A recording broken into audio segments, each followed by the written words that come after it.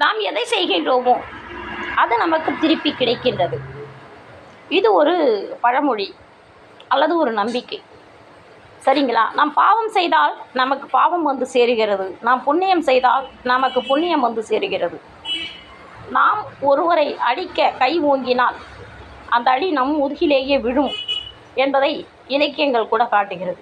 பிட்டுக்கு மண் சுமந்த கதை என்று கூறுவார்களே, சிவனை அடிக்க ஒருவன் கை ஓங்கினான், அந்த ஊரில் உள்ள அனைவருக்கும், கெட்டவர்கள் முதுவில் அத்தனை பேருக்கும் அடி விழுந்ததாக தேவார பதிகங்கள் எல்லாம் காட்டுகிறது அல்லவா?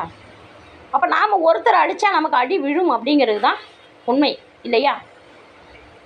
பதிற்று பத்து, சங்க இலக்கியத்திலே பதிற்று பற்றி என்ற ஒரு பாடல் இருக்கிறது, ஒரு நூல் இருக்கிறது. அந்த பதிற்று பத்திலே 10 பாடல்களாக இருக்கும். அதில் பார்த்தீங்கன்னா ஏராவியணி, ஊந்துவை அடிசல், இப்படி நிறைய பாடல்கள். அந்த பாடலின் உயிர்ப்பான வரிகள் வந்து அந்த பாடலுக்கு தலைப்பாக இடப்பட்டிருக்கும்.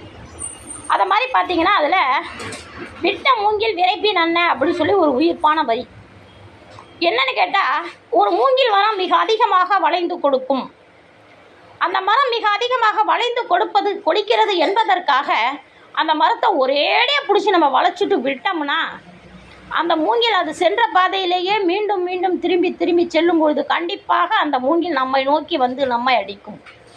இதுதான் விட்ட மூங்கில் விரைப்பின் அண்ணன் என்று கூறுவார்கள். ஒரு விரைப்பாக ஒரு நேராக நிற்க வேண்டிய ஒரு மூங்கிலை நாம் வளைத்து இழுத்தோமானால் அது கண்டிப்பாக நமக்கு பாதகத்தை ஏற்படுத்தும் என்பது இதன் பொருள். இதுக்குள்ளார என்ன ஒரு நுண்பொருள் ஒளிந்திருக்கிறது என்றால், நீ பிறருக்கு தீங்கு செய்தால் அந்த தீங்கு உன்னை வந்து அடிக்கும் என்கின்ற நுண்பொருள் ஒளிந்திருக்கிறது. பதிற்று பத்தின் எல்லா பாடல்களுமே ஒரு ஆழமான செய்தியை நமக்கு காட்டும். தீவினை என்பது நம்ம எப்போது வேணாலும் தாக்கும். அதனால் நாம் தீவினையை செய்யாமல் இருப்பது நல்லது.